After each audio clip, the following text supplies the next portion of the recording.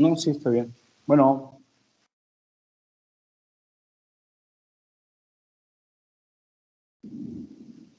Bueno. Buenas tardes, doctor. Ay, hola, Elsa, por fin. Hola, Me doctor. espanté, pensé que estaba mal. ¿Todo bien? ¿Sí me escuchan? Todo bien, doctor, lo escuchamos. Ah, perfecto. ¿Quién es la víctima del día de hoy? Yo, doc. Ah, ahora, Mari, vamos a ver. Preparaste pancreatitis, ¿verdad? Sí. ¿No la habían visto ya previamente con María del Carmen? ¿Pancreatitis? No. ¿No? No, doctor. Ah, ok. Lo pregunto porque vi en la lista de los temas, vi que estaba pancreatitis. Entonces yo creo que estaba nada más como parte del temario. No, Pero ayer bueno. vimos hemorragia de tubo digestivo alto. Ah, perfecto. Ok. Entonces esperamos nada más que se unan el resto. Ah, ya vi aquí el saludo. Sí, yo era el que estaba atrasado. Había Eric, a Baltasar, a Pedro, Saraí, Jessica, Paola, Esteban. Perfecto. Ok. ¿Ya empezó? Ya veo que está ahí. Espérate, veo que está ahí. Deja ver todos los que andan por acá. Ya casi somos la mayoría. Somos 34. ¿Cuál? ¿No está Boba Fett? Ah, sí, ya lo vi. Está bien. Hola, Boba. Hola, Doc, buenas tardes. Bien, para que veas que ya no te estuve calentando la cabeza, ya pude hacerlo solito. ¿Sí quedó bien? Sí, vi que la de mañana ya la agendó igual, dolor torácico. Sí, y ya en la manera correcta, ya por lo menos no metí las patas ni estuve ahí practicando, pero me salió al fin de cuentas. Muchas gracias por tu ayuda. Así que la próxima semana sí voy a querer ayuda porque en esta plataforma no he utilizado el pizarrón. Me dice María del Carmen que aquí tiene la opción de pizarrón. Lo voy a estar probando a ver si realmente sirve. Y si no, pues utilizo el pizarrón y el video, no hay problema. ¿Está bien? Pues bien, Mari.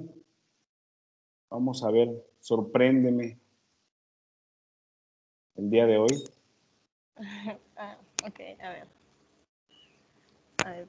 Permítame, voy a ver cómo. Todos estamos aquí practicando, no te preocupes.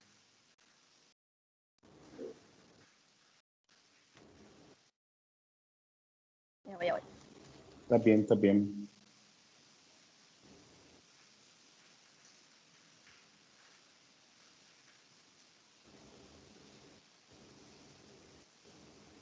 Créeme que si yo estuviera ahí, también estuviera haciéndome pelotas, ¿eh? Así que no te preocupes. Ya está. ¿Vale? ¿Se ve? Apenas está entrando. Listo. Ya está. Perfecto. ¿Van a ser las dos? ¿Nubia y tú? Sí. Ok. Bueno, ya empiezo. Antes de comenzar con pancreatitis, no sé si sea bueno o sea malo que las personas no conozcan esta enfermedad. Y digo que no sé si sea bueno o sea malo, porque lo bueno es que no se puedan espantar y que no sepan de qué trata, y lo malo, pues que creo que ni siquiera van a tener idea si alguien tiene pancreatitis de la gravedad y lo potencialmente mortal que puede ocurrir con ella. Entonces, antes de que empieces, ¿me puedes, o solamente puedes señalar? Yo sé que lo vas a decir ahorita que empiece la clase, pero ¿me puedes mencionar por lo menos 5 causas que originen pancreatitis? Se vale equivocarse, no hay problema. Aparte ya eres experta del tema. Alcoholismo. Alcohol, ok. También está el problemas metabólicos. ¿Como cuál? una hipertrigliceridemia. Dislipidemias, hipertrigliceridemia. Ok, ¿está bien? Algún traumatismo, por ejemplo, un choque, un golpe. Ok, vamos bien. Traumatismo, Infecciones, infecciosa. ya sea viral. ¿Y la más frecuente? La que es el número 1 aquí y en todo el mundo. Litiasis. Exacto. Problemas de vesícula, piedras en la vesícula o litesis vesicular. Ok, bueno. Entonces vamos a ver qué desarrollas. Vamos adelante. Dale. ¿Se ve en pantalla completa? Está completa. Okay. Bueno, completa como tu computadora, pero no de la diapo. Yo creo que nada más ponle que salga completa y ya. Ya lo puse otra vez. ¿Ya se ve? No. No importa. Bueno. Aparte solamente servirá de apoyo. Bueno, la pancreatitis aguda va a ser un proceso inflamatorio agudo y difuso del páncreas. Va a provocar su autodigestión, llegando a comprometer otros órganos. El curso va a ser variable, desde leve hasta grave. La mayoría va a ser, va a cursar con una enfermedad leve, en este caso el 80%, y el 20% restante desarrollará una enfermedad grave con una mortalidad del 10 al 30%. Bueno, ya vimos en la etiología, la causa principal son los cálculos biliares. No cambia. A ver, pruébale pasar la otra. ¿Ya? Igual es la lluvia.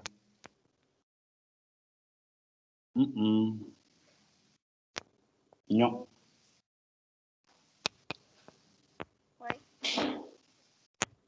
No se ve ningún cambio. No sigue la... Me voy a salir. Está bien. Voy a volver a entrar.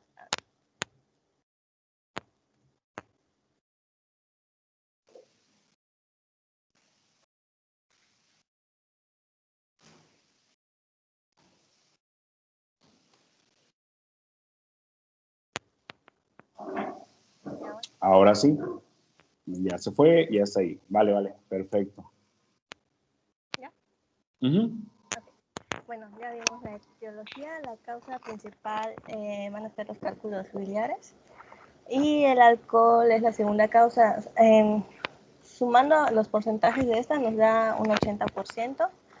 El siguiente porcentaje pues, va a ser en pacientes después de una colangiopancreatografía retrógrada endoscópica. Trabalenguas. Igual una hipertrigliceridemia ocasiona del 1 al 3% de los casos. 1 o 2% provienen de pues, fármacos, igual pues ya había dicho traumatismos, infecciones y también idiopáticos.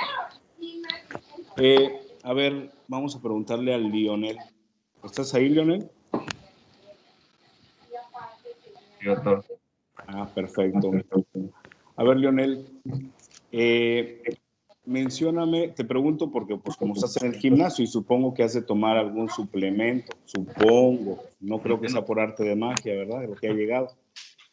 Entonces yo creo que ya estás bien informado de cuáles son los fármacos que pueden causar pancreatitis. Mencióname por lo menos, te la pongo fácil, dime 3. ¿Fármacos? Ajá, porque también abajo puso que el 1 al 2% son de origen farmacológico. Sí, las tetraciclinas sé que pueden causar. El ácido Solo valproico, las tetras. no, ácido valproico. Ok. Y creo que hasta el paracetamol, pero no está dentro de los principales. ¿Cuál? El paracetamol igual, pero no está dentro de los principales. Ok, pero puede ser, sí es uno de los causantes, pero no es de los principales. Pero de los que generalmente son los, ahora sí que por lo más frecuente, ¿cuáles son los fármacos que generalmente sí producen pancreatitis y hay que tener mucho cuidado en el uso de ellos? ¿Cuál sería? De manera general, tampoco quiero que me digas el nombre específico, sino la familia. Las tetraciclinas. Ok, esa ya me la mencionaste, es como antibiótico. ¿Qué otra? Ácido valproico, ya le había dicho. Ok, pero la más importante de todas. o del grupo de fármacos o de la familia de fármacos que es casi indicativo que, bueno, no lo va a producir, pero es muy alto la posibilidad que esos fármacos produzcan pancreatitis. ¿Los esteroides? No, bueno, podría ser, pero no. Los de uso de quimioterapia, los antineoplásicos. Ah, ok, sí, los de para cáncer, ¿no? Así es, esos son los que, pues casi, pues son muy potentes que pudieran ocasionar pancreatitis. Y hay otros, los fármacos que afortunadamente ya no se usa, o al menos hasta el año pasado dejó de usarse y la FDA lo retiró, que era la vil y vulgar ranitidina. Pero bueno, afortunadamente esa ya la eliminaron de la tierra, así que pues ya dejó de ser peligrosa. Adelante, vamos a ver qué dice más la Josa. Ya no es María Fernanda. Sí, bueno, A ver. fisiopatología. Vamos a ver que se va a dar por varios factores, como el reflujo biliar, eso por los cálculos formados en la vesícula, lo que va a causar una obstrucción. El aumento de la presión intraductal, esto, aquí se menciona que es, una de las causas es el alcohol, lo que va a provocar la contracción de la vía. Alteraciones en el duodeno como pólipos, divertículos, estenosis duodenal por úlcera péptida o el páncreas anular. Y pues ya había mencionado igual el metabolismo, infecciones, fármacos y con traumatismo.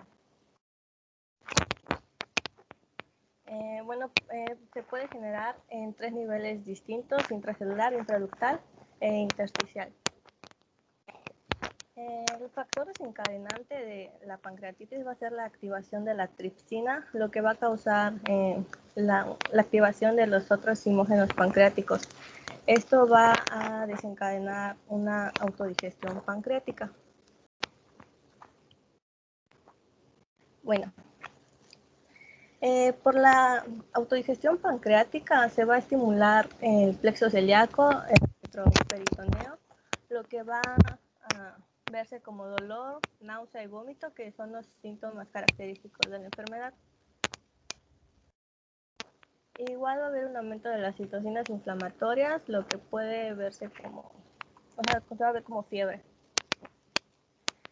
Igual la autodigestión pancreática va a disminuir la motilidad del diafragma, lo que podría causar una atelectasia o un derrame pleural.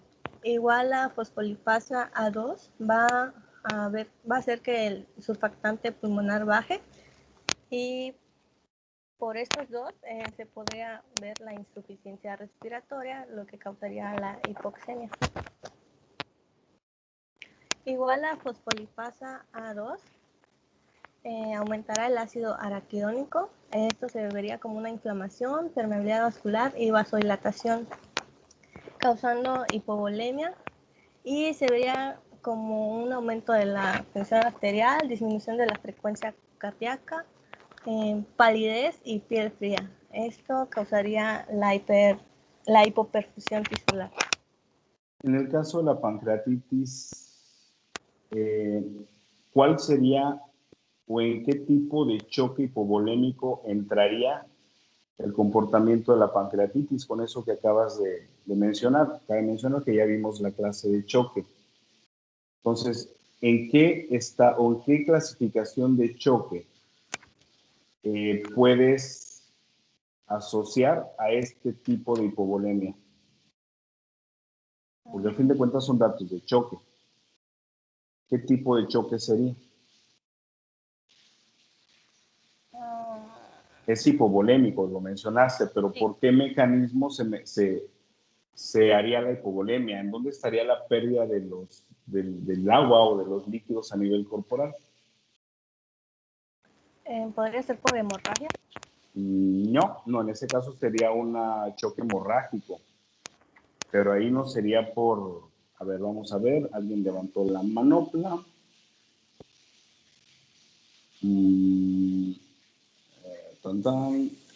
Fui yo, doctor. A Víctor. ver, ok, puedes Es hablarlo. por fuga. Es por fuga al tercer espacio. Exacto, así es. Es por fuga a tercer espacio. Y en este caso, ¿cuál sería el tercer espacio?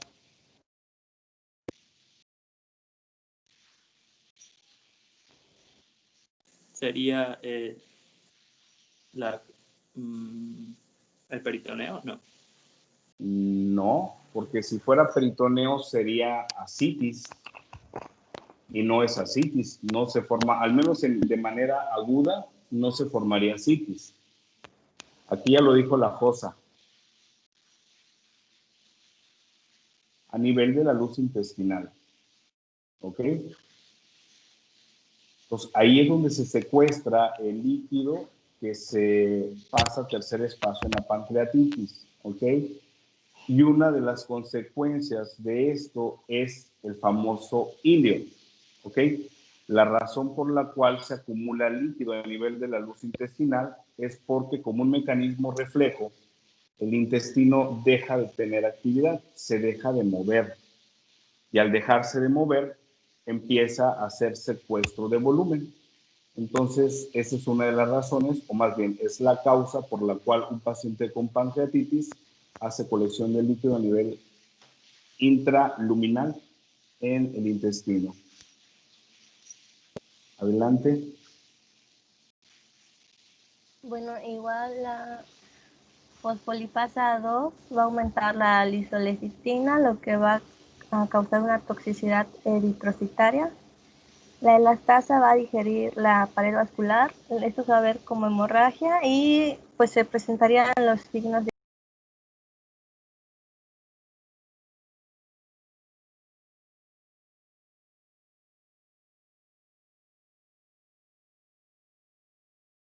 como olivina y el aumento de los azoados en los análisis. Igual, a causa de la activación de los simógenos, va a haber una activación de los factores de la coagulación, de tubería pequeña, y la activación del complemento. Esto va a causar una necrosis de los islotes pancreáticos, disminuyendo la insulina. Eso se va a ver en el laboratorio como una hiperglicemia. Y ¿Por qué no te veo? ¿O solo soy yo? ¿No se ve? No sé. ¿Alguien más le pasa? Sí, no se ven, doctor. Uy, a ver. Me va a salir.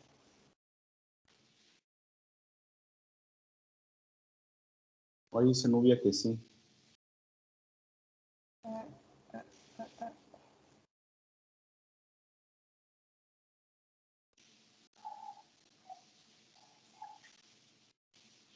¿Ya se ve? También dice Luis que sí. Entonces igual y a lo mejor... Ya, ahora sí. Listo.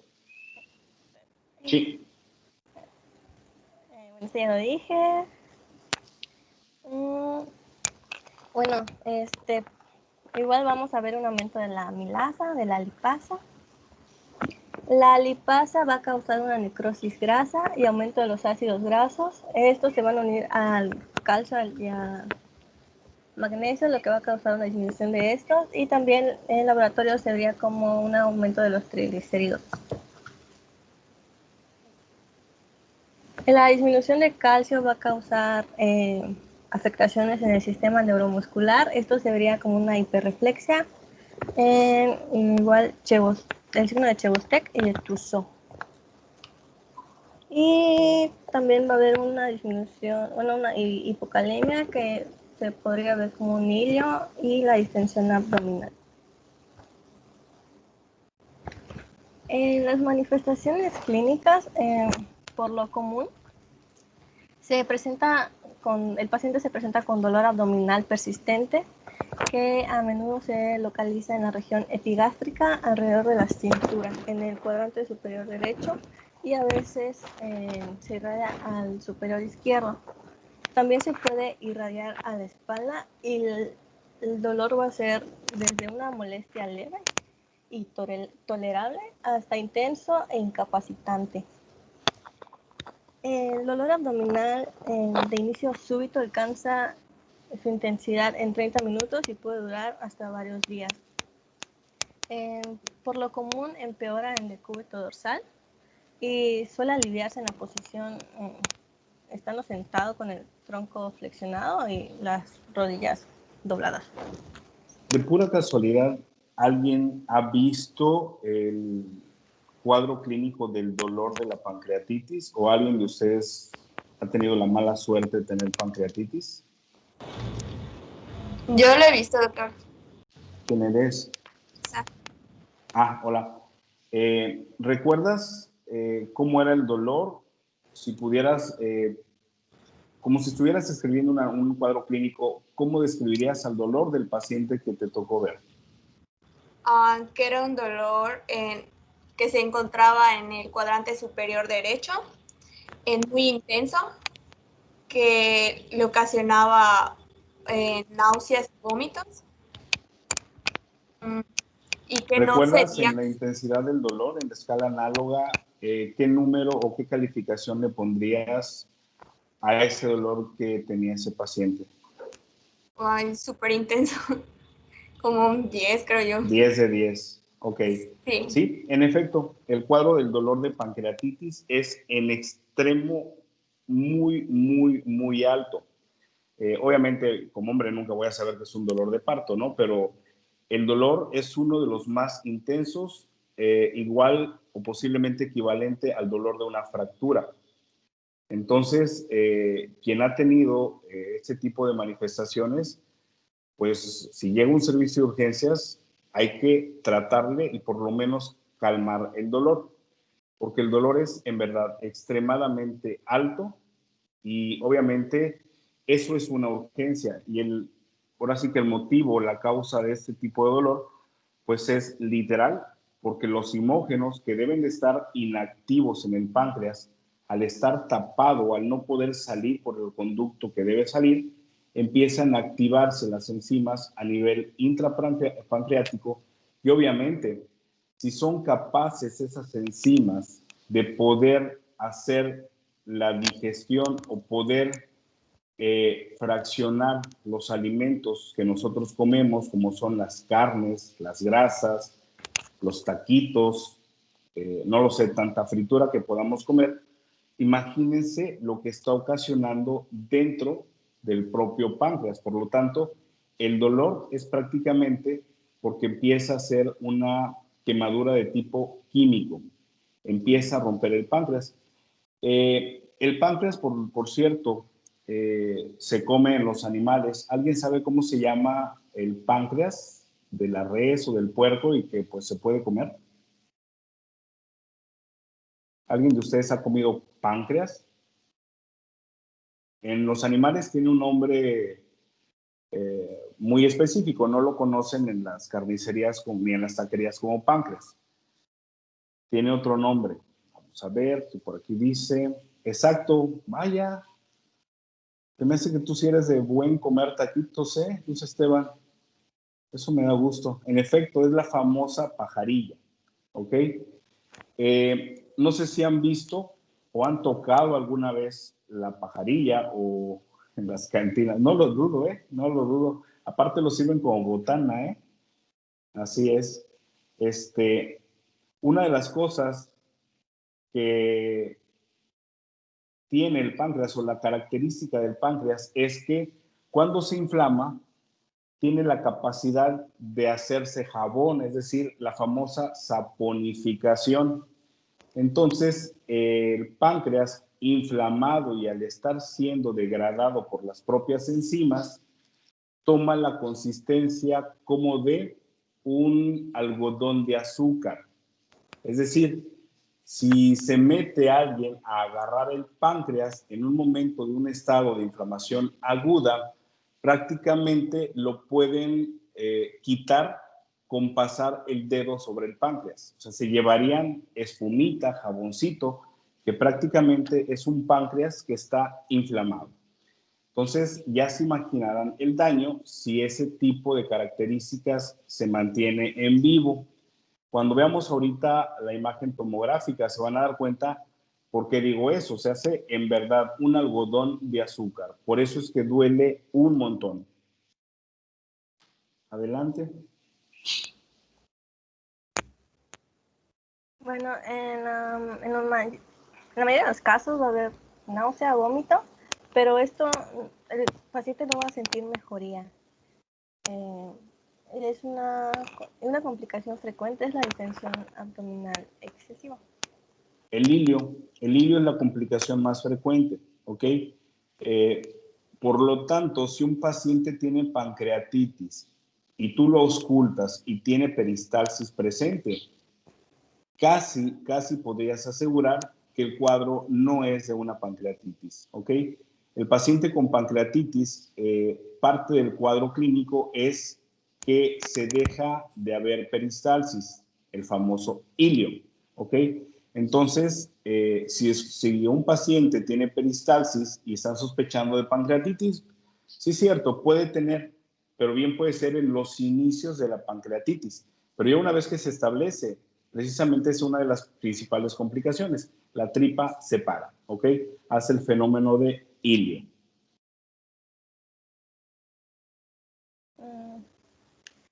Bueno, en la exploración física los datos van a depender de la gravedad de la enfermedad. En la grave podemos ver fiebre, taquicardia, hipotensión. Igual choque hipovolémico, como dijo el doctor, pues el hilio, ictericia, disfunción pulmonar y los signos de Cullen y Turner.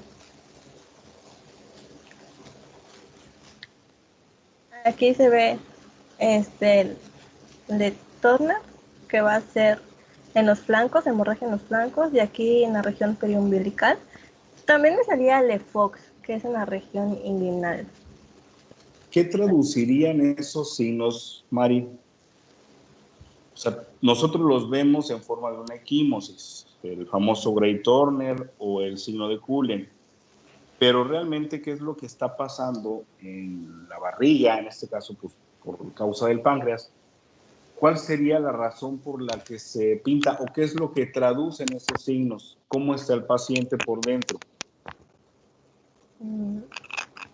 Si tú abrieras la barriga de un paciente que está con un síndrome de un signo de Cullen o está con el signo de Gray Turner, ¿qué estaría pasando o qué está traduciendo ese tipo de fenómeno?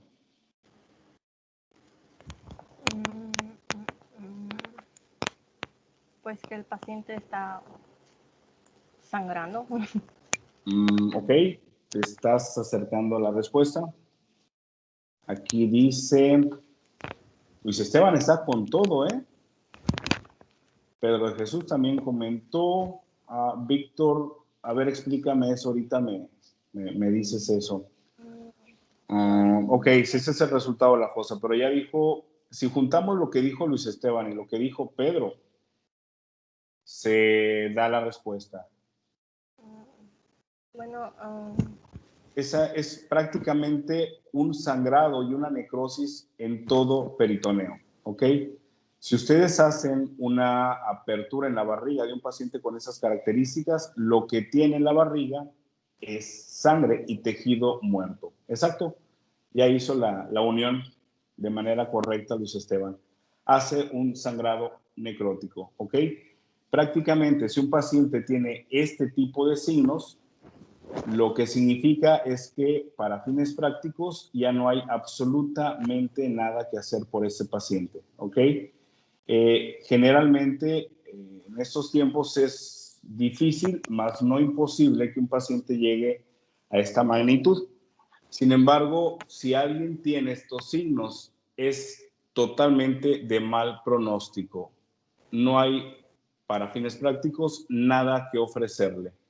¿Ok? Es un estadio terminal y un signo que solamente se encuentra en pacientes que están previo a la muerte. Así que está bien que lo sepan, pero no está bien que lo vean en un paciente, porque eso es mal pronóstico. Adelante. bueno, y en los factores de riesgo, pues van a ser los pacientes mayores a 55 años con un IMC mayor a 30, pues alcohólicos, y esto pues ocasionaría la falla orgánica al ingreso, derrame pleural o infiltrados ya en una pancreatitis grave. ¿Por qué? ¿De qué lado se hace el derrame pleural? ¿Y cuál sería la causa? ¿Por neumonía? ¿Derrame pleural para neumónico? ¿Una neumonía porque se infectó, porque tiene COVID? ¿Cuál sería la razón que el paciente hace derrame pleural y una neumonía de tipo químico? Bueno, ya dije la respuesta. A ver. Vamos a ver quién opinó. Del lado izquierdo, dice Esteban Mauricio. Perfecto. Y pues sí, es por contigüidad. Acuérdense que del lado derecho está el hígado, que es el que va a ser un mediador para que no esté en contacto directo con la pleura del lado, perdón, con el diafragma del lado derecho. En cambio, del lado izquierdo, realmente no hay nada que lo detenga más que el vaso, pero el vaso realmente no es de una mayor magnitud. Entonces, generalmente el paciente que tiene pancreatitis, no necesariamente, pero sí es frecuente que tenga un derrame pleural y se manifieste como un tipo de neumonitis o neumonía química, ¿ok? Y esto es por parte del efecto de las enzimas pancreáticas, o sea, van a hacer tanto daño que hasta el pulmón van a ir a dar, y sobre todo del lado izquierdo, repito, porque no hay nada que lo obstruya. Del lado derecho está el hígado. Adelante. Bueno, ahorita sigue mi compañera. Perfecto. Bueno, conforme a la clasificación, hay literaturas que nada más la clasifican en pancreatitis aguda, leve y grave, pero estuve buscando y, por ejemplo, la clasificación de Atlanta sí nos señala estas tres. La primera es la pancreatitis aguda leve, en la que solo va a haber la inflamación y no va a haber daño al parénquima, o sea, no va a haber ni necrosis ni fracaso de algunos otros órganos. La pancreatitis aguda moderada, sí encontramos lo que es la necrosis, pero este es estéril, lo cual quiere decir que es de corto tiempo. Y hay fracasos de un órgano transitorio, lo cual quiere decir que, por ejemplo, si tenemos al paciente entre las primeras 24 horas y logramos corregir el daño, pues ya podemos regresar a una pancreatitis leve, no va a evolucionar.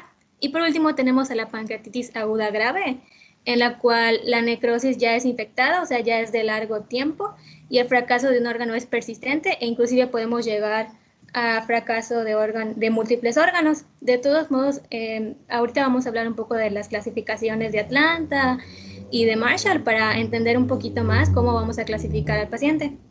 Perfecto. Siguiente, por favor. Bueno, el diagnóstico. El diagnóstico lo vamos a establecer con estos 3 puntos. La clínica con el dolor abdominal característico y los vómitos y las náuseas y la fiebre. Las concentraciones séricas de amilasa y lipasa y los estudios de imagen. También hay quienes solo toman los primeros 2 para hacer el diagnóstico y hay quienes sí respetan los 3. De todos modos, al final de cuentas, cuando pasan las 24 horas y el paciente ha mejorado, se tiene que hacer una imagen para saber la causa y el tratamiento. Siguiente, por favor. Bueno, conforme a los estudios de laboratorio, al ingreso del paciente vamos a preocuparnos más por la amilasa y la lipasa sérica. Estas tienen que estar aumentadas al menos 3 veces más del límite superior. Y tenemos que estar más pendientes de la lipasa que de la amilasa, debido a que la amilasa se suele normalizar entre los 3 a 7 primeros días. En cambio, los niveles de lipasa suelen estar altos después de 14 días inclusive. Por lo cual, si tenemos un paciente que llega a urgencias y tal vez no llega desde el principio de la sintomatología, la amilasa puede estar normal y podemos confundirnos. Y también hay que estar pendientes sobre que alguna otra patología, alguna otra comorbilidad que tenga el paciente, porque estas enzimas suelen elevarse en otras enfermedades, como por ejemplo en la enfermedad renal crónica, en una apendicitis, inclusive en pacientes diabéticos suele aumentarse la lipasa y la amilasa. Y hay que tener en cuenta que son parámetros para el diagnóstico, no nos van a decir la gravedad del paciente ni el pronóstico. Y en A ver, una pregunta. Esta va a ir para... A ver, vamos a ver. La pregunta va para... Veo que está muy activo, entonces vamos a ver cómo anda este niño. A ver, Luis Esteban, ¿me escuchas? Luis. Ok. ¿Por qué lo escribes y no lo hablas? Quiero escucharte. Luis. Ah, ok. Está bien, no hay problema. A ver, te voy a pedir entonces, es más, mejor pásame un comodín, Luis. ¿A quién quieres? Se vale que uses un comodín. ¿Quién quieres que hable por ti? A ver. Guay, ahora ya tampoco encuentras el teclado.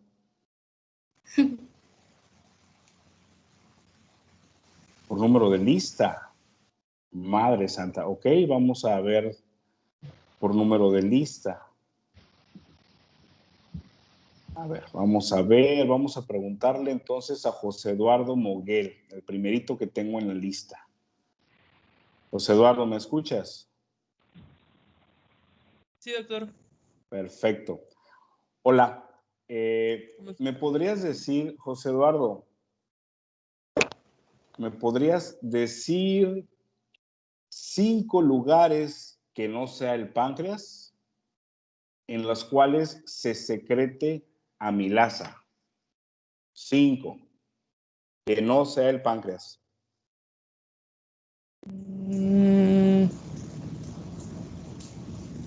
Uno. Sí, ya se te olvidaron las clases de anatomía y fisiología.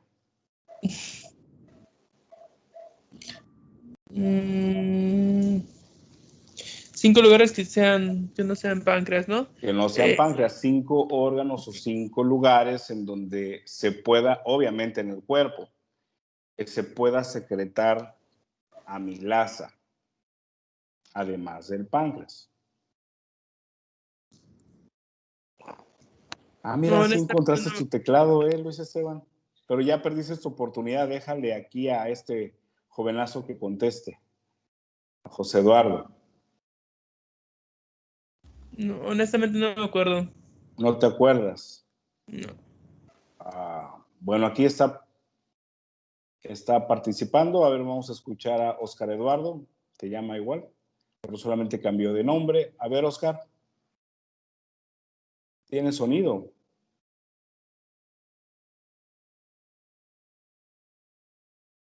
Oscar. Guay. Tampoco tiene sonido. Sí, doctor. Ahora, no había activado el micrófono. Perfecto. A ver, adelante. A ver, sorpréndeme. Dime 5 órganos en los cuales se secrete amilasa. Ya mencionaste por ahí. Pues la verdad el que mencioné fue el que se me vino a la mente, se me acordó. Pero ¿cuál? Pues recuerdo que en las glándulas salivales se secretaba igual. Perfecto, ese es un órgano. Allí incluye, o más bien es una glándula. Allí incluye las parótidas, para que no vayas a decir 2 veces lo mismo. Entonces, parótidas y glándulas salivales equivalen a 1.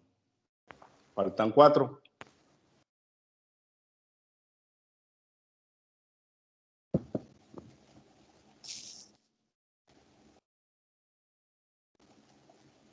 Niños, no me hagan eso.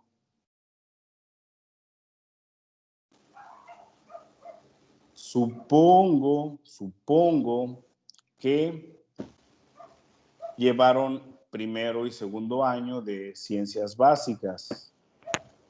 En este caso, pues fisio, bioquímica y anatomía, ¿cierto? O al menos que vayan a sorprender y decir que son el grupo en donde ya no están llevando los 2 primeros años y se pasen directamente a las materias clínicas. No me digan que así sucedió con ustedes. Aquí están diciendo más cosas. Dicen, vamos a englobar todo eso en intestinos, ¿ok? Ya dijeron otra, porque estuvieron separando duodeno y dijeron intestinos, ok, intestino delgado, acá dijo también Sindel. Pero bueno, eso vamos a englobarlos en uno solo, ¿ok? Intestinos. Entonces ya llevamos 2. Llevamos glándulas salivales, que ya incluye parótidas, y ya llevamos intestino. Faltan 3. Ah, mira aquí, Paulo. Perfecto. Hígado. Vamos 3. Dios, se lo estoy sacando así como que dándole vueltas y el hámster no funciona y vamos a darle otra vez otra vueltecita. Híjole, aparece una maquinita es para sacar dulces, ¿eh? Tengo que estarle poniendo moneditas. Vientos, Paola, perfecto. Dijiste una de las... No lo pongas como interrogación, tampoco, Paulo.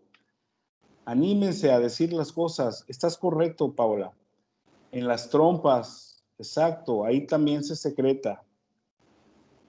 El músculo esquelético no tanto, no es representativo. Hay otro que es más representativo que músculo esquelético, ya para cerrar con 5.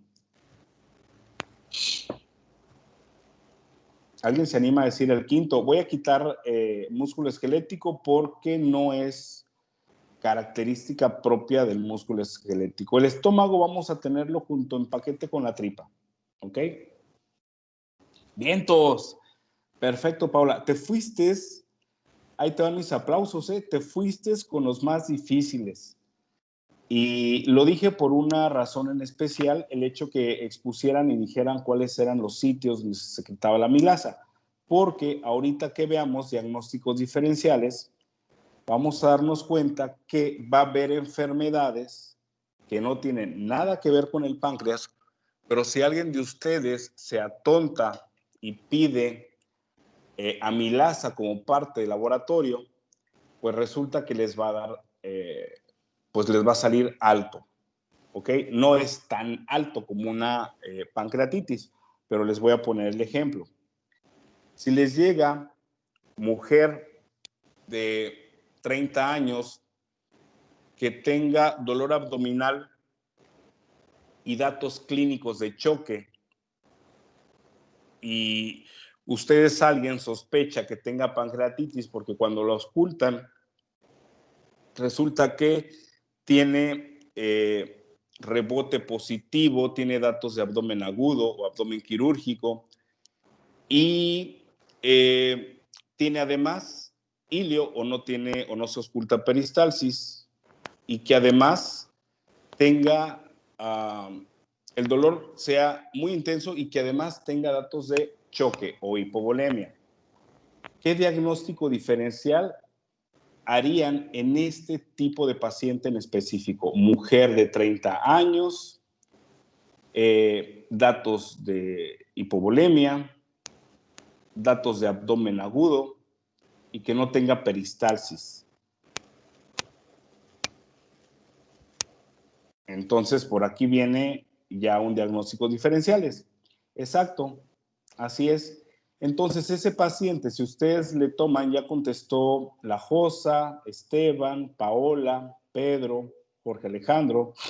Entonces, en ese tipo de pacientes, en este caso, mujer en edad fértil, pues obviamente van a tener como diagnóstico diferencial entre el incremento de amilasa, pues va a ser precisamente porque va a estar comprometiéndose las trompas y en las trompas, al estar inflamadas, van a secretar amilasa, ¿ok?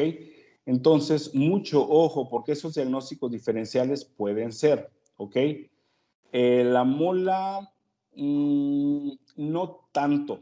La mola no, porque está más a nivel uterino. Entonces, ya en útero como tal, ya prácticamente se va a comportar como un embarazo, ¿ok? Pero si está afectando lo que son las trompas o que está afectando ovarios, también se secreta allí la amilasa, ¿ok? Entonces, mucho ojo con ese tipo. Por eso es que la amilasa no es la enzima de elección para solicitar. Por eso es la lipasa. La lipasa es exclusivamente del páncreas. En cambio, la amilasa puede ser de otros lugares. Pero por acá también dijo Paola, pulmones, ¿ok? Pulmones, ¿en qué sentido? Puede llegar un paciente con neumonía. Acuérdense que las neumonías, cuando veamos mañana dolor torácico, vamos a darnos cuenta que existe el dolor visceral de la neumonía o del dolor torácico y está el dolor referido también que se puede ocasionar a nivel pulmonar. Y este tipo de manifestaciones, en ocasiones una neumonía va a manifestarse con, aparte que tenga disnea, tos y bla, bla, bla, va a tener también en ocasiones dolor referido a nivel abdominal. Entonces, como va a estar del lado izquierdo, pues muchos se van a ir con la finta y a lo mejor van a pedir como parte de los estudios de laboratorio, van a pedir amilasa y les puede salir que esté en niveles altos. Y la razón, porque a nivel de bronquio y a nivel del intersticio del pulmón, tiene la capacidad de formar amilasa cuando hay un proceso inflamatorio. ¿Ok? La lipasa, así es. Aquí tienes que encontrar, Jorge Alejandro, los dos conceptos estadísticos, lo que es la especificidad y la sensibilidad. En este caso, supongo que lo estás hablando en cuestión estadística, ¿verdad? ¿Qué significa ser específico, Jorge Alejandro?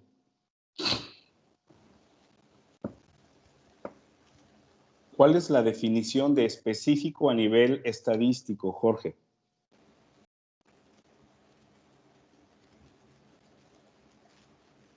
Lo comento porque tú lo escribiste, así que pues ahora necesito que realmente lo entiendas. ¿Por qué no hablas? No tienes micrófono. Es poco probable cuando se detecta. Está bien, pero no es la definición operacional estadística de específico.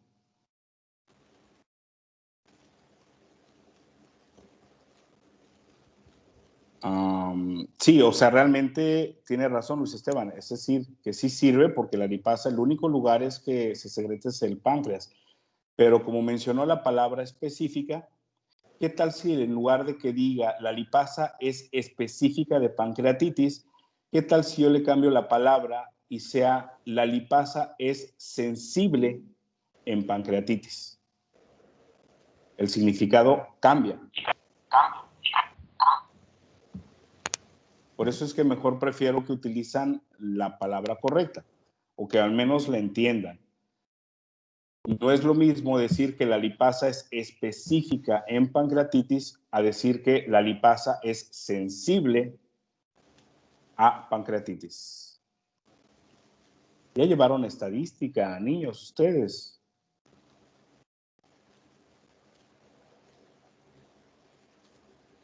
Hay mucho silencio. No se refiere a la especificidad con que cuando detectamos la lipasa alta es porque en realidad podría ser. O sea, la especificidad es que lo que se detecta es en realidad lo que está sucediendo. Y la sensibilidad es que lo que se detecta no es otra cosa. O sea, es en realidad lo que está sucediendo. Aquí ya hizo el comentario Boba Fett, ¿ok? Ya dijo cuál es la definición operacional de especificidad, ¿ok? Entonces, realmente eso es especificidad y sensibilidad. Exacto. No se metan en problemas ustedes solos, chamacos, ¿ok? Porque entre más digan algo que no puedan sustentar, más se van a meter en problemas. Sin embargo, pues aquí sí es importante que conozcan estos términos, porque al fin de cuentas son términos estadísticos y en efecto, la lipasa es sensible y específica de pancreatitis, ¿ok? Tomando en cuenta las definiciones operacionales que ustedes dijeron. ¿Ok? Bueno, ya quitando eso, entonces, pues sí, la respuesta es que sí. El paciente con la detección de la lipasa, pues la lipasa es sensible y específica. La amilasa no, ¿ok? Entonces, la amilasa no, porque tiene origen en otros órganos que no necesariamente es el páncreas. ¿Ok? Adelante. Espero y les haya quedado claro el sentido de los ejemplos que les puse para que vean que puede elevarse por otras causas. La amilasa, en el ejemplo que les puse, que era de algún problema que esté involucrando el proceso inflamatorio de trompas o a nivel pulmonar, en algún tipo de neumonía o neumonitis. ¿Ok? Adelante.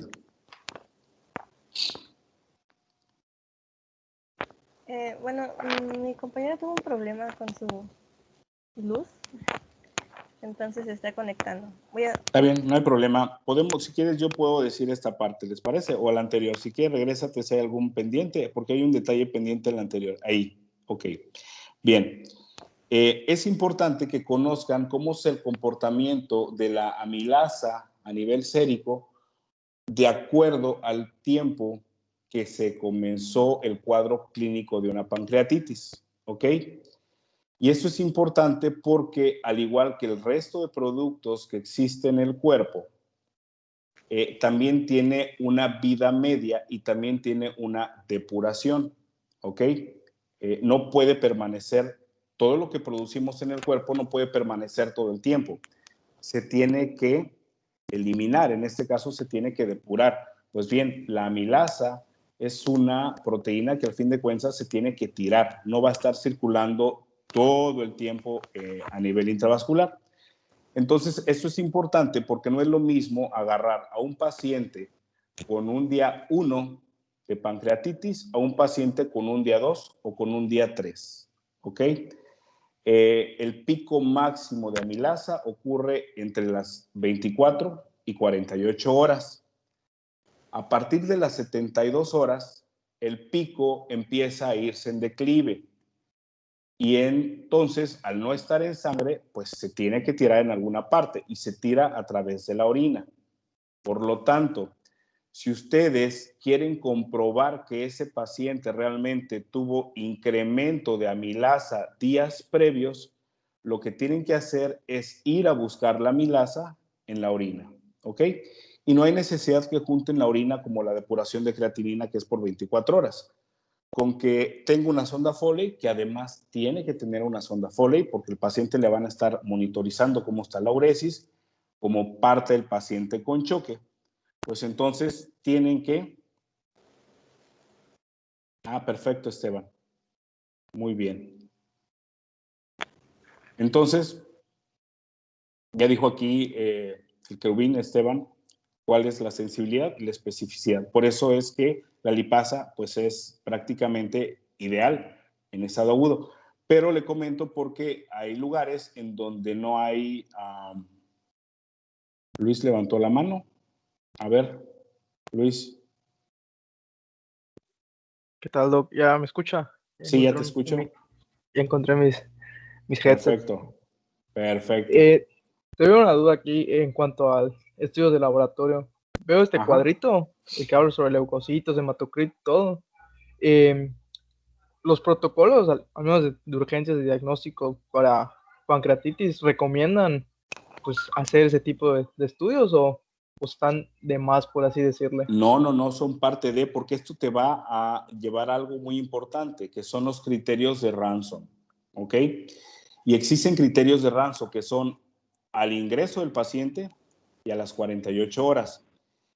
¿Y de qué te va a servir llevar a este cuadrito y buscarlo de manera intencionada? Si tú documentas que un paciente tiene pancreatitis, lo que tienes que hacer es ir en busca de estos, aunque estos no son los criterios de Ransom, porque falta también ahí la AST,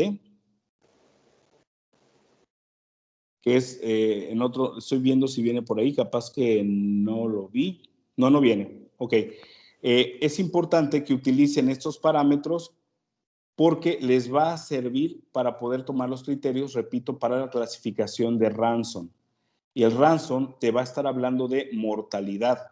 Entonces, así vas a tener, desde que llega un paciente a urgencias, documentas que tiene pancreatitis, que sea biliar o no biliar, vas a tener tu parámetro desde que llegó a urgencias para saber la posibilidad de mortalidad en este caso en particular, para que sepan las medidas que tienen que hacer de manera enérgica o agresiva. No es lo mismo que reciban un paciente con criterios o que no cumpla criterios de Ransom a alguien que tenga 3 puntos de Ransom, que la mortalidad va a subir ampliamente. Entonces tienes que actuar de manera agresiva contra el paciente que tiene mayor puntaje una vez que saca los criterios de Ransom. Ahora, estos que mencionas acá, de leucocitos, hematocrito, hiperglucemia, hipocalemia, hiperbilirrubinemia, hipertrigliceridemia, hipoxemia, no sé si lo vieron en choque séptico con la doctora María del Carmen. Me imagino que sí, y si no, ahorita se van a acordar.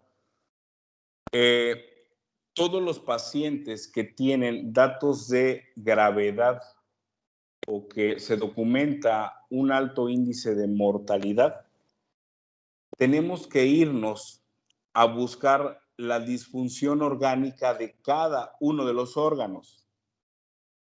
Esto se traduce en una clasificación que se llama SOFA.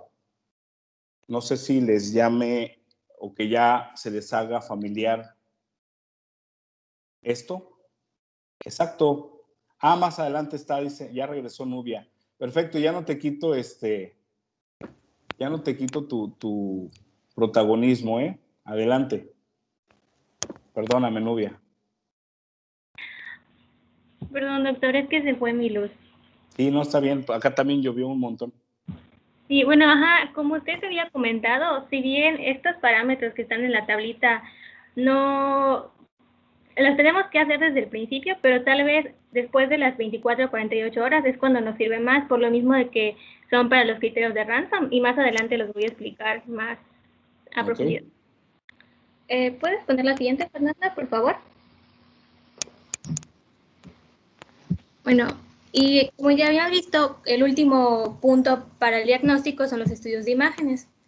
El Tintinal menciona las radiografías simples de abdomen y tórax, más que nada para ver la presencia de edema, si hay absceso, o por ejemplo también si hay derrame pleural y pericárdico, pero no es un dato específico, no es ni sensible para diagnosticar la pancreatitis. Principalmente se tiene que usar la ecografía y en algunos casos también podemos usar la resonancia magnética. Y esto nos va a ayudar sobre todo a buscar la causa estructural subyacente, sobre todo como ya había dicho mi compañera Fernanda, la principal causa de pancreatitis son los cálculos biliares. Entonces ya teniendo la imagen podemos ver si es una obstrucción y, por ejemplo, saber si podemos hacerle un tratamiento conservador o hacerle una CEPRE.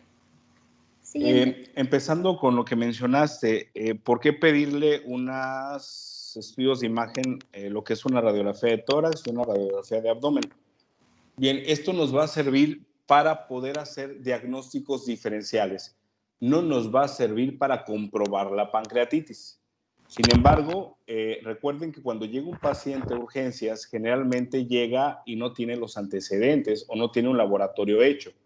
Entonces tenemos que brindarles la oportunidad de no solo irnos con el diagnóstico que sospechamos, sino que también hacer los diagnósticos diferenciales. Entonces es por eso que es importante pedir una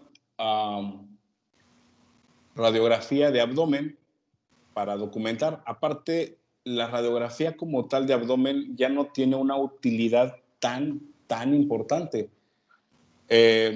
como es o como era anteriormente.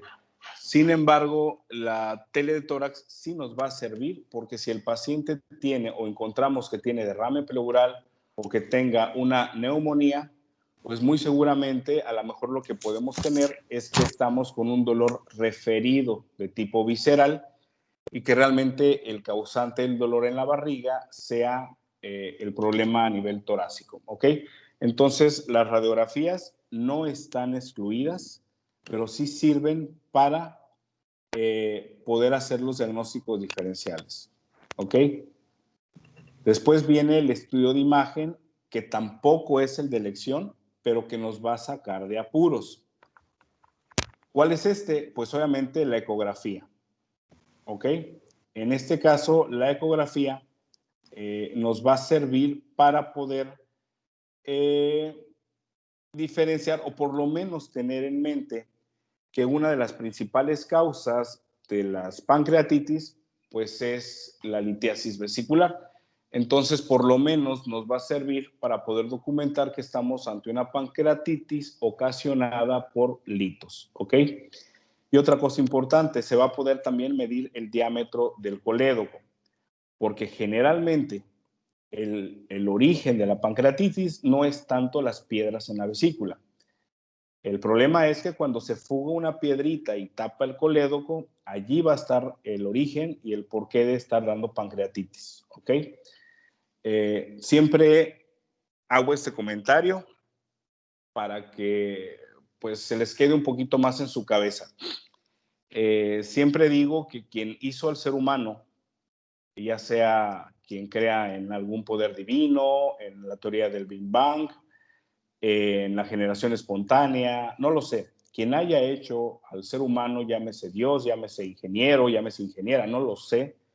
Quien hizo al ser humano nos hizo prácticamente perfectos.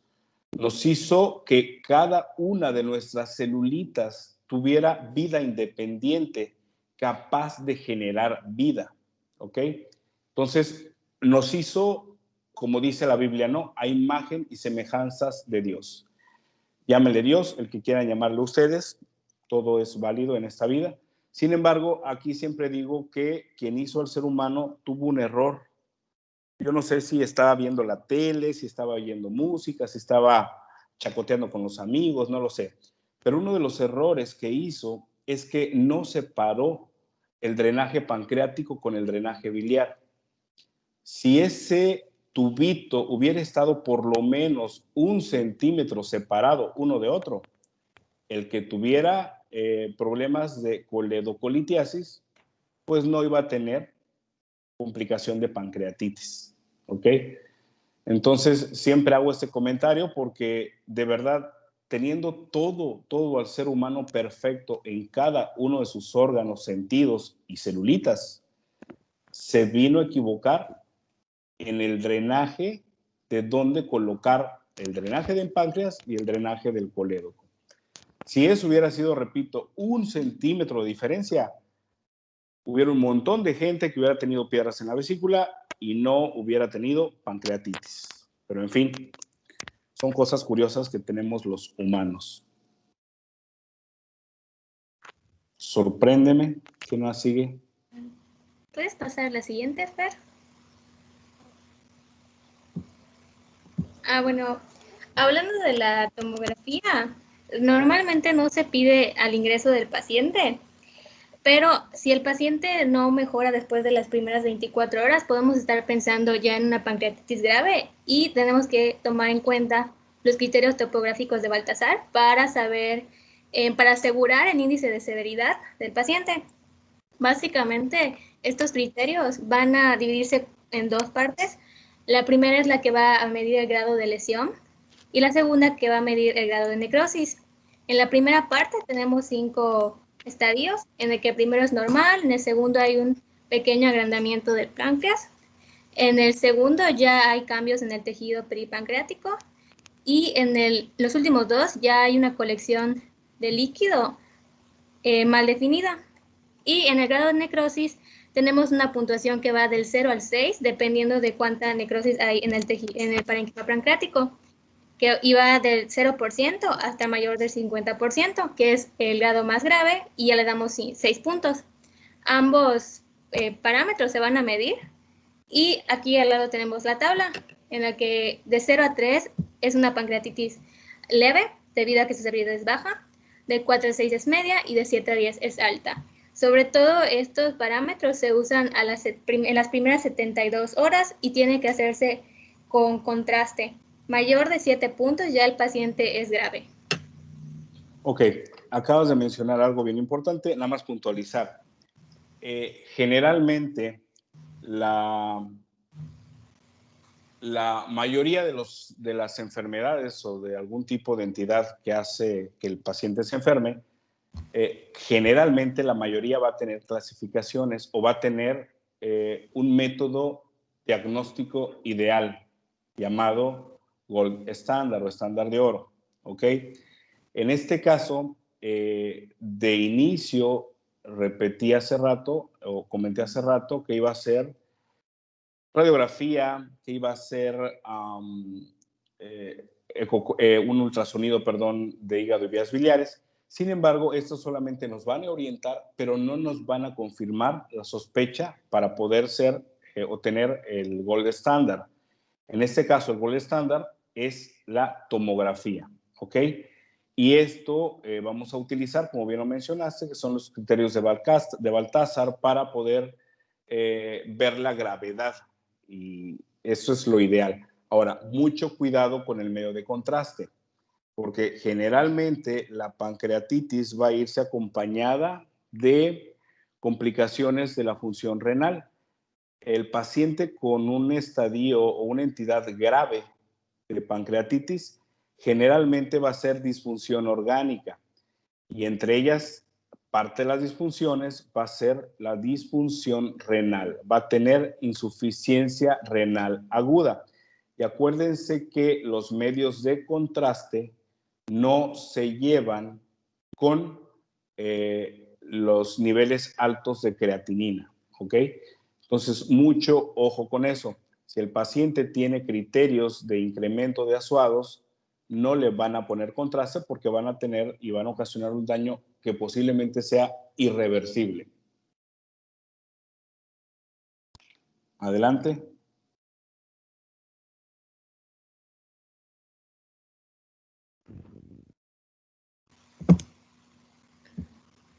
Y bueno, es el diagnóstico diferencial. Como ya había dicho el doctor, sobre todo esto se da porque en muchos padecimientos hay dolor diferido. Y aparte, ya habíamos visto que, por ejemplo, en algunas entidades también hay elevación de la amilasa.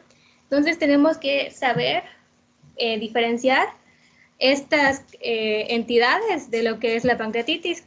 Tenemos como diagnóstico diferencial a la perforación de víscera hueca, la colecistitis aguda, la obstrucción intestinal aguda, cólico renal, el infarto agudo de miocardio y la cetoacidosis diabética. Siguiente, por favor. Y bueno, ahorita ya vamos a empezar a ver las tablas que nos van a ayudar a clasificar a nuestro paciente tanto para ver su gravedad como para ver su mortalidad y el probable tratamiento. Primero tenemos los criterios de Marshall. Como ya habíamos visto, a partir del grado moderado y grave, el paciente puede tener falla orgánica. Sí. Entonces, vieron previamente, perdón, con la doctora María del Carmen, sí vieron los criterios de SOFA. Sí, doctor. Ah, perfecto, perfecto. Sí. Espérame tantito. Espérame.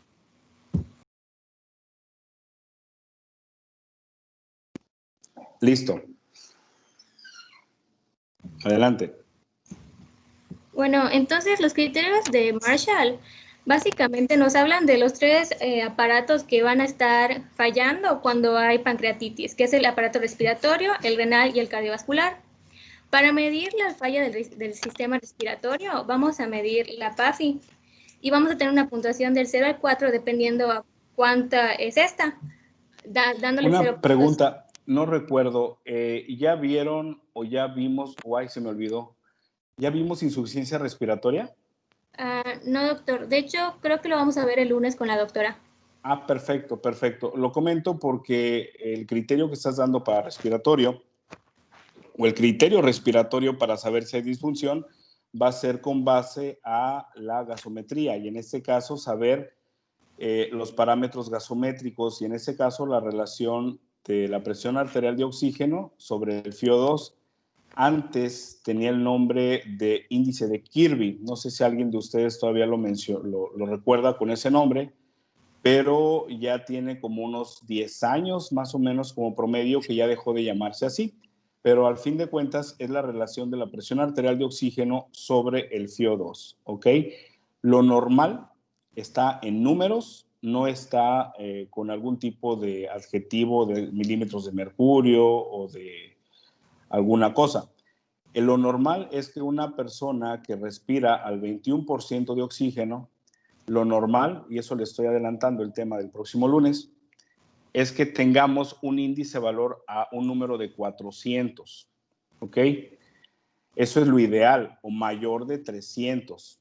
Si el paciente tiene menor de 300 la relación de la PAFI, esto se llama hipoxemia. Y es lo que tú estás mencionando aquí más adelante. Por eso está de 301 a 400 y así va. ¿Ok? Adelante. Sí, pues básicamente eso. Y pues vemos que ya se le da una puntuación de 4 cuando es menor a 100 y ya quiere decir que hay un intercambio gaseoso que está realmente pues fallando. Luego está también el sistema renal. Aquí se va a estar midiendo la creatinina sérica. Y como por ejemplo también podemos ver los valores igual. 0 puntos se le va a dar si es menor a 1.4 y le vamos a dar 4 puntos ya cuando es mayor a 4.9. Mientras más alta sea, pues peor va a estar el sistema y ya podemos decir que está fallando. Y por último está el sistema cardiovascular. Aquí van a medir la presión arterial sistólica y en los primeros 3 puntos se va a ver la presión arterial y si ésta responde a líquidos o no. Se le da un punto cuando es menor a 90, pero tiene respuesta a líquidos. Y se le da 2 puntos cuando es menor a 90 y no hay respuesta a líquidos. Le damos 3 puntos ya sumándole también lo que es el pH, cuando es menor a 7.3, y 4 puntos cuando la presión es menor a 90 y el pH menor a 7.2. Igual los criterios de Marshall nos ayudan un poco porque si no sabemos cuánto está ventilando el paciente, nos da en la tabla igual cuánto FiO2 está pasando de acuerdo al aire ambiental y ya nos ayuda a poder sacar la presión arterial de oxígeno entre la FiO2. Ok, de todas maneras eso lo van a ver el próximo lunes. Es bien importante que los aditamentos de proporcionar oxígeno lo van a ver cuando vean insuficiencia respiratoria y se van a dar cuenta que no es lo mismo utilizar puntas nasales, la cantidad de FiO2 ahí va a ser diferente y va a tener un límite. Es diferente usar mascarilla, es diferente usar mascarilla con reservorio, es diferente usar Puritan y es diferente usar la bolsa autoinflable, ¿ok? Y obviamente va a ser muy diferente utilizar ventilación mecánica. Cada tipo de aditamento que vamos a hacer para suplementar el oxígeno, cada uno va a tener un límite de cuánto es lo que estamos aportando. ¿Okay? Entonces, aquí supongo que estás hablando solo de las puntas nasales. Sí. Porque, sí, definitivamente, porque las puntas nasales no tienen mucho alcance que digamos. Acuérdense además algo bien importante. El oxígeno es un radical libre. Por lo tanto, si nosotros proporcionamos oxígeno a una persona, pues obviamente este radical libre va a ocasionar más daño. ¿Ok? Entonces es bien importante que tomemos con raciocinio la cantidad de oxígeno que le tenemos que aportar. Porque si nosotros decimos, ok, le falta oxígeno, vamos a meterle un montón de oxígeno para que pueda estar mejor. Lo único que estamos haciendo es darle más radicales libres y ocasionar más daño a lo que está ocurriendo de manera inicial. Es decir, Si de por sí la pancreatitis va a estar ocasionando un daño local, si le metemos radicales libres, en este caso oxígeno, pues va a terminar de dañar no solamente al páncreas, sino en este caso también al pulmón, al corazón, al cerebro, bueno, prácticamente a todos los órganos del cuerpo. Por eso es bien importante que tomen en cuenta esto. Oxígeno no significa vida. Tan no significa vida que la naturaleza solamente nos dio una proporción de 21% de oxígeno, ¿ok? Si realmente hubieras dicho, ok, la Tierra, los seres humanos tienen que vivir con oxígeno puro, pues realmente el porcentaje hubiera sido mucho mayor. Pero hasta en la Tierra nos restringió la cantidad de oxígeno de manera natural en un 21%. Entonces, se los digo nada más para que lo tengan en cuenta. El otorgar oxígeno no significa que es mejor. Si un paciente tiene disfunción orgánica, si le damos oxígeno de más, lo que vamos a estar ocasionando es hacer más daño a lo que ya está teniendo el propio paciente. ¿Ok? Les di un adelante, les di un spoiler de la clase de lunes.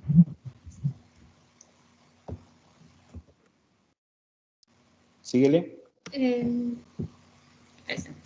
Y bueno, en los criterios de Marshall, siempre que sean 2 o más, ya podemos decir que hay falla y podemos ver, dependiendo de a qué aparato está fallando, inclusive podemos tener falla multiorgánica.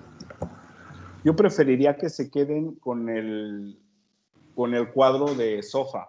Acuérdense que también está el Quick SOFA, que eso es de manera muy rápida, como su nombre lo dice, quick, rápido, para un paciente que está llegando, y no solamente aplica para pancreatitis, aplica para cualquier paciente con alguna entidad grave que esté llegando al servicio de urgencias. Está el Quick SOFA, ¿ok? ¿Cuál es el Quick SOFA, por cierto? ¿Cuáles son los 3 parámetros que abarca el Quick SOFA? Son 3 y son bien facilitos. Glasgow. La escala de coma de Glasgow te va a dar lo neurológico. Ajá. La tensión arterial sistólica y la frecuencia respiratoria. Perfecto. Entonces, esos 3 parámetros tú los puedes ver cuando llega un paciente. Dame chance. Dame chance. No se vaya.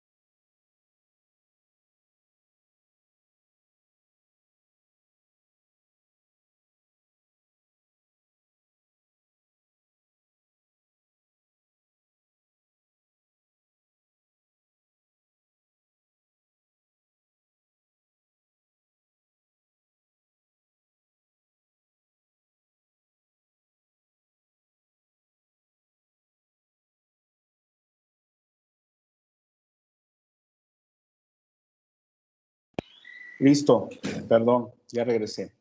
Entonces, recapitulando, lo que yo prefiero más que Marshall, prefiero que puedan documentar cada uno de los órganos en relación a SOFA. Es más tangible y pueden ir viendo cada uno de los órganos. No quiero que se lo aprendan de memoria. No es que dude de ustedes, yo sé que ustedes tienen la capacidad de hacerlo, ¿ok? Sino que pues tengan el modo de dónde ir a buscar. En este caso, que tengan a la mano su buscador donde puedan buscar el SOFA y ya puedan irse a cada órgano y sistema, ¿ok? Y vamos con los criterios de Atlanta. Sí, ya había hablado de la clasificación, entonces los criterios de Atlanta nos ayudan a clasificar al paciente y básicamente miden esto. Miden la falla orgánica, de los 3 sistemas que ya habíamos hablado anteriormente, hemorragia digestiva, y para este criterio también debemos usar los criterios de Ranson, los criterios de Apache, porque pide que para tener un punto positivo es que tengas al menos 3 o más de criterios de Ranson y un Apache mayor o igual a 8. Ok, prefiero aquí que se mentalicen, por lo menos que tengan en su cabecita los criterios de Ranson. Eso sí, son de ley y son 5 parámetros para Ranson y son al ingreso y a las 48 horas. ¿Ok? Eso sí, prefiero. Marshall, SOFA, Apache, Atlanta, con que ustedes sepan qué es lo que abarca y que tengan a la mano dónde buscarlo, pues es más que suficiente, ¿ok? Para que no se estresen. Prefiero que tengan a la mano y que sí se aprendan, porque incluso sí puede venir así en el examen, que sepan cuáles son los criterios de Ranson, tanto para problemas de origen biliar y no biliar.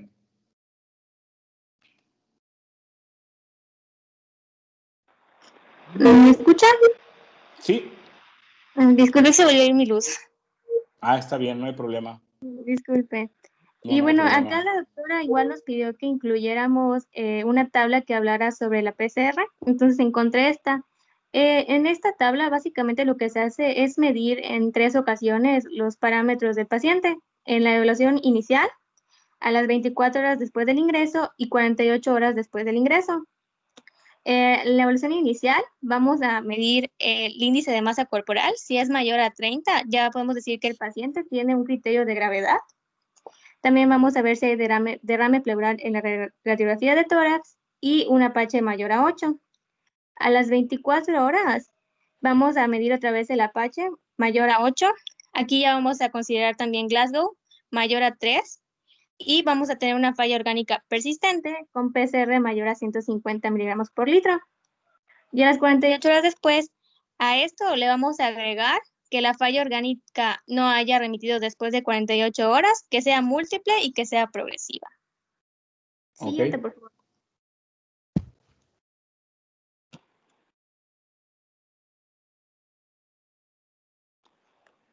Y bueno, esta es la tabla de Apache 2.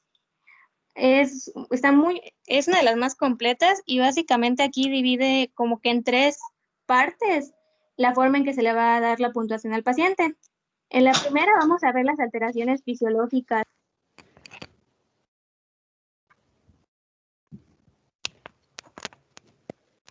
Perdón, ¿me escuchan? Sí. Ay, perdón. En la primera vamos a ver la puntuación de las alteraciones fisiológicas agudas. Aquí se van a ver parámetros como la temperatura, la frecuencia cardíaca, la frecuencia respiratoria, el intercambio de oxígeno. También vamos a ver electrolitos como sodio, potasio, la creatinina, el hematocrito y los leucos. Y aquí la puntuación va a ser de 0 a 4, tanto si está por encima de los límites normales superiores y si está abajo de los límites normales superiores. Luego tenemos la puntuación que se da por la edad del paciente. Y aquí Eso se da... prefiero que mejor lo tengan en cuenta ustedes porque realmente no les voy a pedir que se aprendan todo eso. Prefiero que sepan dónde buscarlo y cómo aplicarlo a que esto lo tengan grabado en su memoria. Yo creo que hay otras cosas mucho más importantes que se tienen que quedar grabados. Yo me doy por bien servido que sepan que esto lo tienen que usar y sepan dónde buscarlo, ¿ok?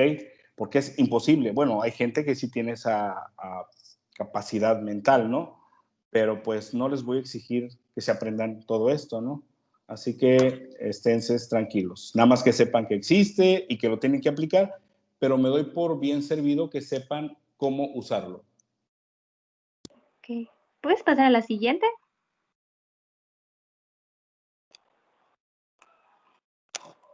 Y bueno, esos son los criterios de Ranson y los parámetros de ISAP. Los criterios de Ranson, esos sí son bastante importantes porque estos ya nos dicen sobre la mortalidad del paciente y se hacen en el ingreso del paciente y 48 horas después. Al ingreso del paciente se va a ver la edad, se le da un punto si es mayor a 55, leucocitos mayor a 16,000, glicemia mayor a 200, lactato deshidrogenasa mayor a 350 y la ACT mayor a 250. Y a las 48 horas ya vamos a ver también el hematocrito, que va a tener una caída del 10%, el boom, que va a tener un incremento de 5 miligramos por decilitro, perdón, a pesar de que ya hayamos empezado una terapia con líquidos. El calcio va a disminuir a menos de 8. La PO2 va a estar menor a 60. El déficit de base va a ser más de 4 miliequivalentes. Y va a haber secuestro de líquidos mayor a 6. De 1 a 3, aquí dice que podemos pensar que un paciente tiene una pancreatitis leve, pero a partir de 4 ya es una pancreatitis grave y a partir de 6 puntos o más tiene al menos un 40% de mortalidad del paciente. Así es. Entonces prefiero que se queden con Ranson porque es lo que nos va a indicar mortalidad. ¿Ok? Y bueno, por último tenemos los parámetros de ISAB. Aquí se mide el boom mayor a 25, si hay algún deterioro mental y si hay un síndrome de respuesta inflamatoria, ya sea que tengan la temperatura aumentada o disminuida, la frecuencia respiratoria aumentada, la frecuencia cardíaca mayor a 90 o unos leucocitos ya sea menor a 4.000 o mayor a 12.000. También se toma en cuenta la edad del paciente y si hay efusión pleural. Y aquí decía que a partir de 2 o más ya podríamos decir que el paciente tiene una pancreatitis grave. Siguiente, por favor. Y bueno, el tratamiento. Básicamente nosotros vamos a tratar al paciente que llega con una pancreatitis leve y vamos a estar monitoreándolo para ver que no progrese a pancreatitis grave. Entonces, principalmente es la medición de los signos vitales. Se debe de hacer de 2 a 4 horas, cada 2 a 4 horas, perdón, en las primeras 24 horas. Y luego podemos pasar a cada 6 horas, después de estas, hasta las 48 horas, si el paciente no tiene ningún criterio de gravedad. También tenemos que iniciar soluciones para mantener una diuresis de al menos 5 mililitros por kilogramo. Y creo que el Tintinali no lo menciona, pero en el Subirán menciona que la terapia con líquidos debe ser de al menos de 5 a 10 mililitros por kilo por hora para lograr en las primeras 24 horas al menos 2.500 mililitros o 4.000 mililitros. Y recomienda principalmente Ringer lactato. Es correcto. Recuerden que el paciente se va a tratar como un paciente con shock hipovolémico, ¿ok? Obviamente, por favorcito, tengan en cuenta lo que vimos en reposición de líquidos y electrolitos. Tengamos en cuenta que va a ser diferente el manejo en alguien que tenga insuficiencia cardíaca o alguna cosa a un paciente que no tenga nada, ¿ok? No es lo mismo, nada más para que lo tengan en cuenta. Mucho ojo con el tratamiento, porque ahí parece receta de cocina, pero quiero que puedan individualizar a cada uno de los pacientes. No le vayan a zampar tanta cantidad de líquido y que además tenga alguna comorbilidad que le pueda perjudicar y llevar a una insuficiencia cardíaca. ¿Ok? Y aquí hay algo bien importante, nada más para cerrar el día de hoy. Si yo les preguntara cuál es el tratamiento ideal o cuál es el tratamiento a nivel mundial de la pancreatitis, ¿qué me responderían? Porque realmente no hay un tratamiento para la pancreatitis, no existe.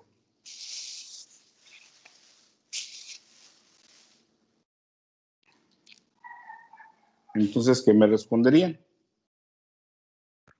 Yo diría que líquidos y AINES para el dolor. No, falso.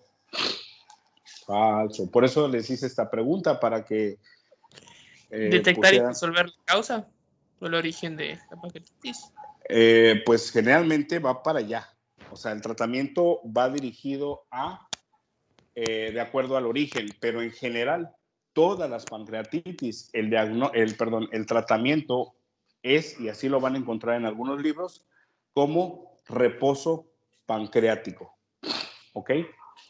Eso es lo que está establecido en todos lados. Reposo pancreático, es decir, no estimular al páncreas con alimentos o con algo que sea vía oral para que no vayamos a ocasionar un mayor incremento en la producción de zimógenos, ¿ok? Porque como no hay por dónde salir, va a ocasionar mayor actividad pancreática y obviamente mayor daño, ¿ok? Por lo tanto, va a la siguiente cuestión. El paciente que tiene pancreatitis, parte del tratamiento es el reposo del ayuno. Sin embargo, entre más rápido el paciente pueda comer, le va mejor. ¿Ok? ¿Quedó claro esa parte? Lo ideal es el ayuno. Sin embargo, el paciente que no tenga dolor, no tenga náusea, no tenga distensión abdominal, no tenga ilio, vamos a darle de comer. Eso es lo ideal. ¿Ok? En el Subirán recomiendan empezar el inicio temprano de la nutrición, pero tiene que ser enteral. Sí, pero por eso lo repito, si el paciente no está en condiciones de ingerir alimentos, le vas a iniciar nutrición parenteral. Pero lo ideal es que tenga actividad de la tripa, siempre y cuando tenga la capacidad de digestión. ¿Ok? Ok. Sí. Bueno, igual habla sobre los narcóticos para el dolor, porque como ya comentó, el dolor es un 10 de 10. También antieméticos debido a las náuseas y los vómitos, y el paciente debe estar en ayuno. Y también recomienda poner una sonda nasogástrica para hacer una aspiración. También dice de los antibióticos, estos no se deben dar de forma profiláctica, solamente se dan cuando ya se detecta la causa del paciente, si tiene algún absceso, un quiste o, por ejemplo, si tiene derrame pleural, ahí ya podemos empezar con antibióticos. Antes de eso, ¿no? Y por último, tenemos la realización de la CEPRE, siempre y cuando veamos que hay cálculos biliares y que estos se obstruyen, y debe ser en las primeras 24 horas. Perfecto, así es. Siguiente, pues bueno, por favor. entonces, en la pancreatitis, porque ya lo que sigue ya prácticamente es el manejo final, que eso es un resumen prácticamente de todo. De todo lo que vimos, yo les puedo resumir eso. Primero, toda esa tabla se las voy a resumir de una manera más sencilla. Primero, identificar la sospecha de pancreatitis y pedir los estudios que vayan a hacer y documentar la sospecha diagnóstica junto con los diagnósticos diferenciales. Si ya establezco el diagnóstico de pancreatitis, tengo que ver si es biliar o no biliar. ¿Ok? Si es biliar, tratar la causa. Si es no biliar, ver qué le ocasionó el problema. ¿Ok? Estar conscientes de todos los síntomas que pueda tener, sobre todo los de intestinales, para ver si va a poder comer pronto o no. Lo ideal es ayuno de manera inicial. Y, por último, identificar de manera voluntaria, a propósito, cómo están los diferentes órganos y sistemas, porque la pancreatitis es una enfermedad sistémica. ¿Ok? Y con eso prácticamente resumo todo. Los medios de imagen, ya les dije cuál es el estándar de oro. El tratamiento no hay, es de acuerdo a la causa, y lo ideal es reposo pancreático. ¿Alguna duda?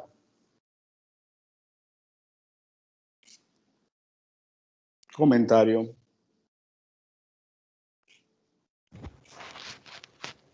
Guay, No, silencio. ninguna duda. ¿Seguro? Te escucho así como que, sí, no. Víctor levantó la No, mano, así ya que lo que adelante. le había preguntado, lo de la, cómo se usaba, los criterios es de, ¿cómo se llama? Ransom, esos. Ok. Ya los explicaron y todo. Perfecto. Muy bien. Doctor, Mande. pusimos un caso clínico, no sé si quiera que lo revisemos. Sí, dame chancecita, nada más deja ir a Wishar que va a reventar mi vejiga. Espérame. Espérame, no se vayan, ahorita regreso.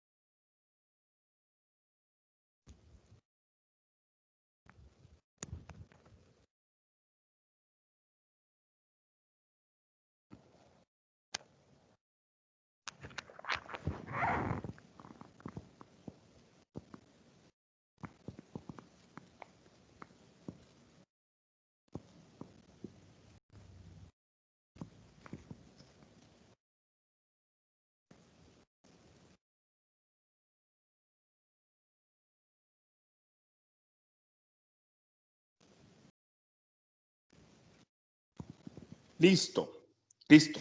Acaban de salvar a un ser humano. A ver el caso clínico. Bueno, se trata de paciente masculino de 22 años. Acude al servicio de urgencias por presentar dolor abdominal. Presenta los siguientes antecedentes: madre y padre con diabetes tipo 2, hipertensión arterial, con más de 5 años de evolución, ambos sin apego al tratamiento. ¿Lo leo todo? Se supone que ya ellos pueden leerlo.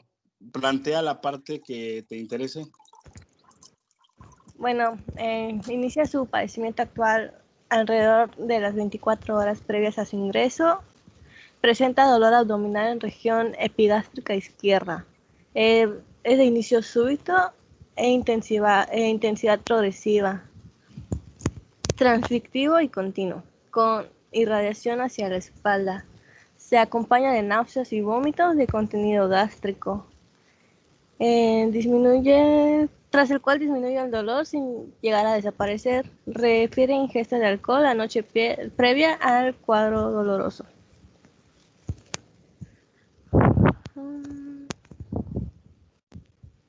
Bueno, no sé si lo quieran leer todo o me voy a los laboratorios.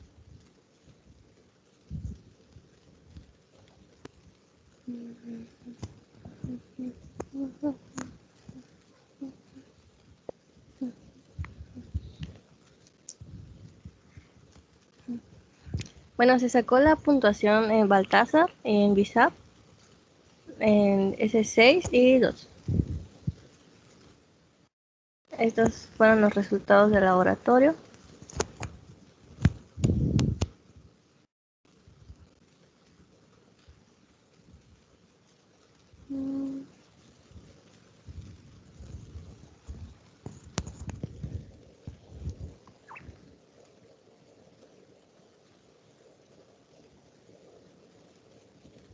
Bueno, podemos ver la amilasa es 901,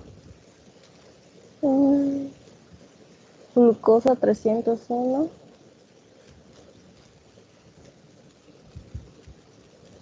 sodio 124,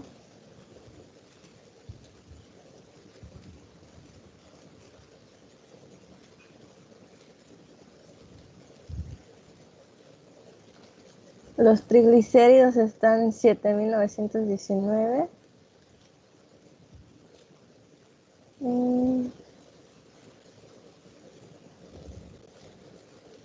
Quiero aquí que vean algo para que puedan asociar con lo que vimos de líquidos y electrolitos. ¿Se acuerdan que dije que uno de los solutos más importantes que tenemos en el cuerpo para que podamos ejercer una presión oncótica y que esos solutos forman parte de lo que nos va a dar la osmolaridad en el cuerpo, eran el sodio, la glucosa, el bicarbonato, los lípidos y algunas proteínas? En este caso, si se fijan, hay una hipertrigliceridemia bastante significativa. ¿Y qué ven en el sodio? Se fue para abajo, ¿ok? Esto, al igual que la hiperglucemia, siempre va a haber un mecanismo de balance. El sodio es el primero que se dona para que esto pueda llevar a un equilibrio. Entonces, ese sodio, lo más seguro, hay una fórmula de poder hacer la corrección de sodio con base a los niveles de lípidos. El que lo quiera leer, buscar por allá, está bien, le sirve para cultura general. Yo no se los voy a pedir porque no entra como parte del temario, pero sí es importante que sepan esto, que si un soluto se incrementa, el primero que va a donarse para decir, ok, yo voy a compensarlo, o el mediador, va a ser el sodio, ¿ok? Las bilirrubinas están bastante bien. La función renal está bien. Y empezaron a coquetear por ahí un poquito las enzimas, pero están para fines prácticos normal. Lo más importante allí es la leucocitosis de 12.400 y pues prácticamente nada más.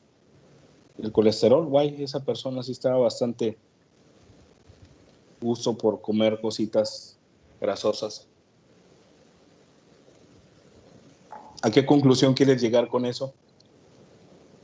Bueno, el paciente todavía estaba en espera de hacerse una tomografía para tratamiento. ¿Se van directo a la tomografía para hacerle? No.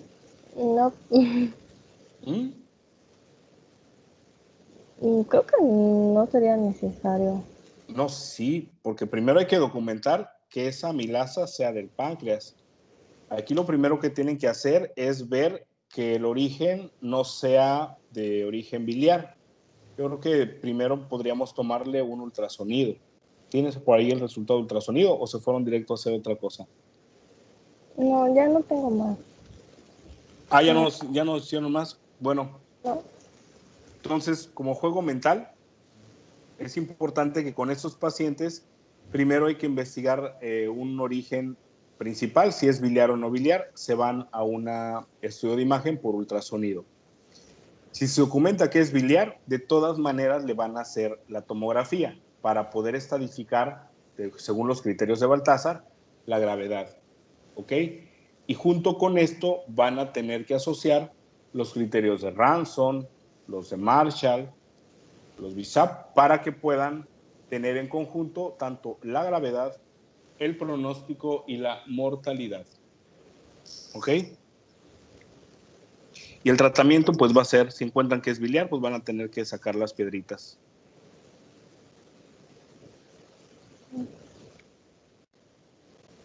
Ya. Qué bonito páncreas. Pues bien, ¿alguna duda, chamacos?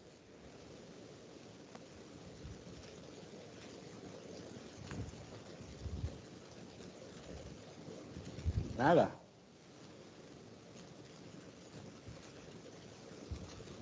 Parece que nada, Doc. Muy bien. Pues entonces quedamos así. Si tienen alguna duda, me pueden decir con toda confianza después o mandar mensajito, lo que sea.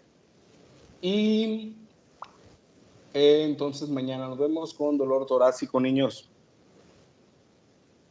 ¿Les parece? Ok, Doc. Ok. Doctor, disculpe. Mande. Buenas tardes. Adelante, adelante. Tenía una pregunta sobre la exposición de mañana. ¿Hay que agregar alguna, o sea, hablamos de alguna patología en especial? ¿Alguna qué? De alguna enfermedad, perdón, en especial para dolor torácico o solo no, la semiología del dolor. No, semiología del dolor y diagnósticos diferenciales del dolor torácico. ¿Ok? No quiero que se metan con el diagnóstico de neumonía, con el diagnóstico de osteocondritis, costocondritis, esofagitis, ERGE. Eso no lo quiero. Quiero que hagan los diagnósticos diferenciales que pueden, porque la meta del tema de dolor torácico es que puedan entender el dolor torácico de origen coronario.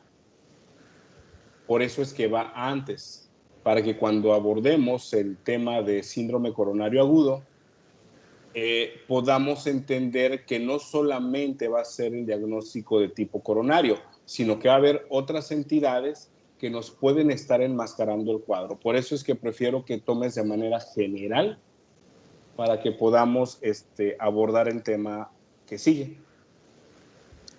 Ok, doctor. Está bien. Gracias. Muy bien, Ángel. Pues bien, entonces, si no hay otra cosa, nos veríamos mañana, niños, ¿va? Entonces, que tengan bonita tarde. Nos vemos, chamacos. Hasta luego. Hasta luego. Hola, doctor. Gracias, doctor. Bye, bye. Que estén muy bien. Gracias, Jessica. Esteban. Víctor. Lionel. José Antonio. Ruth. Memo Amir. Y para todos los que estén, nos vemos mañana. Nos vemos, Paula. Nos vemos, Baltasar. A ti no creo que se te vaya a olvidar el tema de gold estándar con la pancreatitis. Más te vale que no. Nos vemos. Bonita tarde. Bye, bye.